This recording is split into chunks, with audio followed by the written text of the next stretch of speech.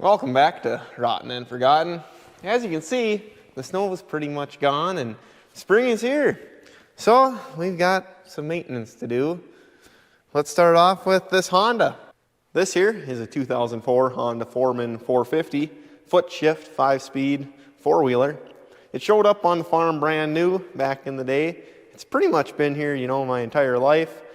I learned how to drive on this thing, and it's just an iron workhorse. We use it for everything. If you've been around on the channel for a while now, I pull sleds in with it and I just use it. It's a great four-wheeler. It works. You can't ask for much more than that.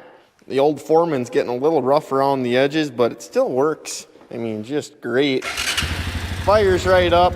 We've had very few issues with this thing. I think we've replaced a starter or two and threw a spark plug in there, but mechanically on the engine side, we haven't touched anything. And this four-wheeler does have, quite a few miles. She's sitting at 29,000 now, so that's, kind of ridiculous. It runs on 87 octane. That's all it's ever ran its entire life. We've never touched the carburetor on this thing either. We just drive it, use it, and somehow it just keeps going. Probably because it says Honda on it. Hondas used to be good machines. I don't know if they still are. I guess we don't have anything new of Honda, so the old ones, they work. But anyways, let's drop the oil, change the filter, blow out the air filter, check the diff, and call it a day. Let's see what the dipstick's telling us. Obviously, we got a little bit of a leak back here. It's, not surprising. It does have quite a few miles on it. She's sitting good on the oil, right about halfway up on the stick. So that's good. It's better than being empty. It does eat a little bit of oil now, which, it's got 30,000 miles, or dang near. Of course it's going to eat a little bit. On these 450 engines, the drain plug's right on the bottom. It's a 17 millimeter. I'm going to try not to get oil everywhere, but it's going to happen. That's just standard.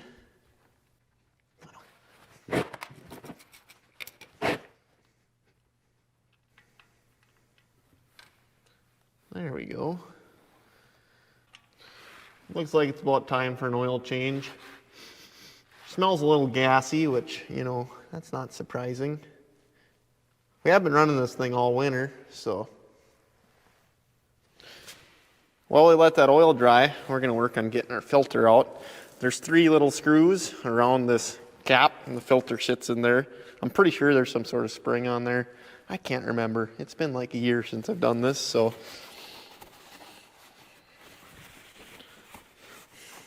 Kind of want to clean all the dirt out of there so you don't get any impurities on your metal orifices. Or attempt to get some of it off, I guess. A little bit of prep work goes a long ways.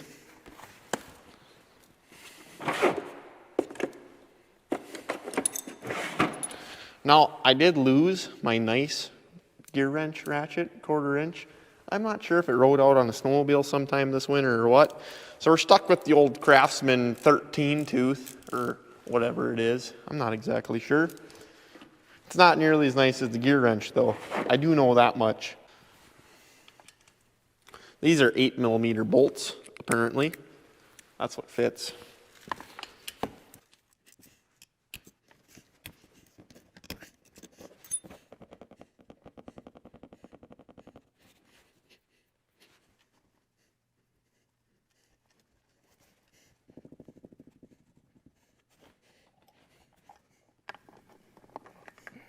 There we go. That's removed. It's looking pretty good. There's a little spring in there, kind of how I thought that I remembered. So here's our oil filter. You might be asking yourself, 29,000 miles. You must be running genuine Honda filters, genuine Honda oil, just following the specs to a T. Well, the truth is, I'm not at all. We're running China filters. Because they're cheap and because that's what I got.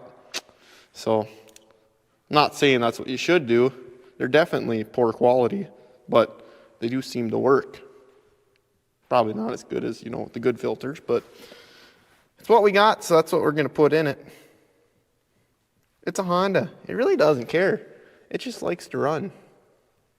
That's just how Hondas are. This filter just sits on top of here like that, and the spring pushes on the back of this inside the case. It's a good time to inspect your O-ring. I'm sure you're supposed to put a new one on, but this one looks pretty darn good. We'll be able to tell if it's leaking pretty quickly too, but that looks pretty darn good. We're going to clean up our outsides with some paper towels, put this back in, call it good, tighten her down. You know, this ain't rocket science by any means. It's just maintenance.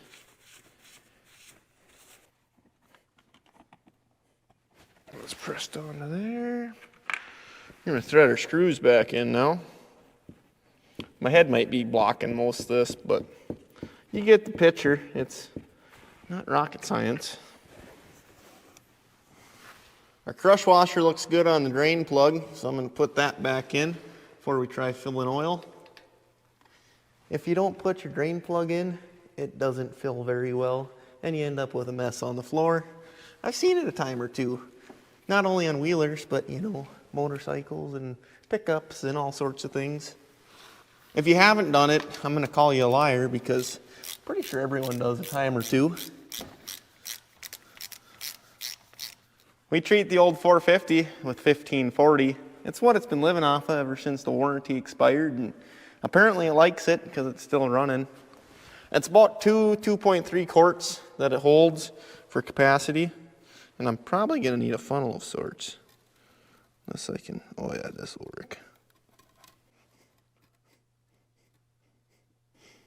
You want to make sure you get your surfaces nice and clean so you're not getting junk and contaminants into your engine.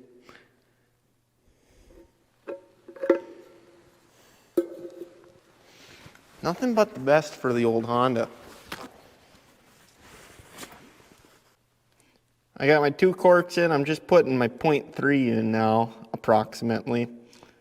Not going to put it all in. We'll throw the dipstick in, see where we're at, and adjust from there. You don't really want to overfill it or underfill it. You want it to be perfect.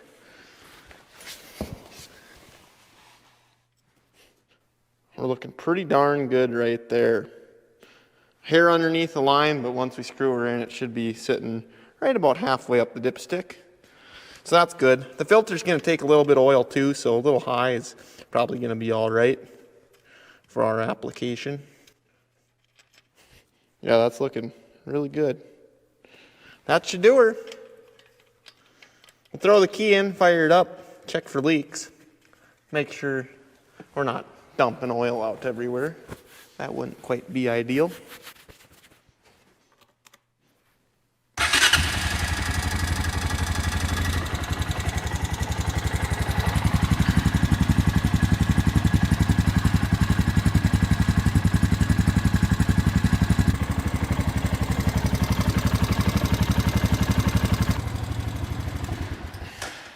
I don't see any leaks yet. We can check our dipstick again, see where we're sitting, if you sucked any oil down or not, if we need a little bit more.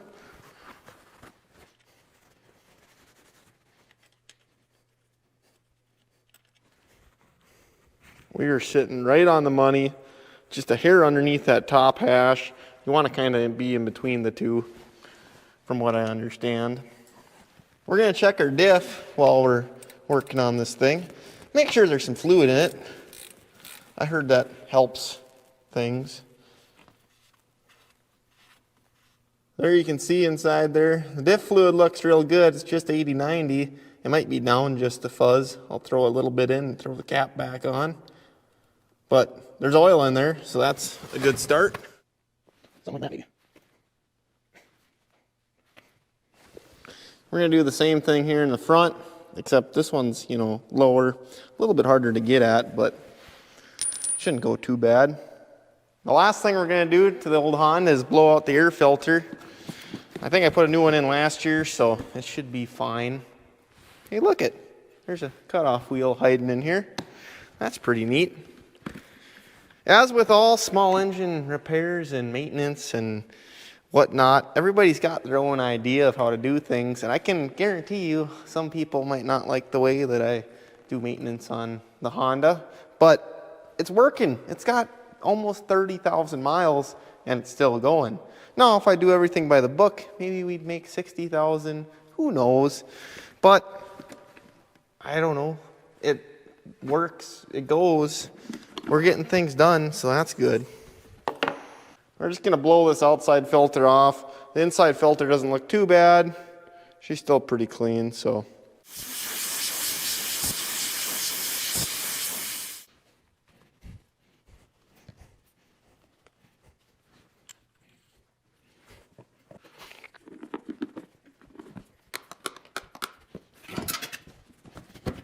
There you have it.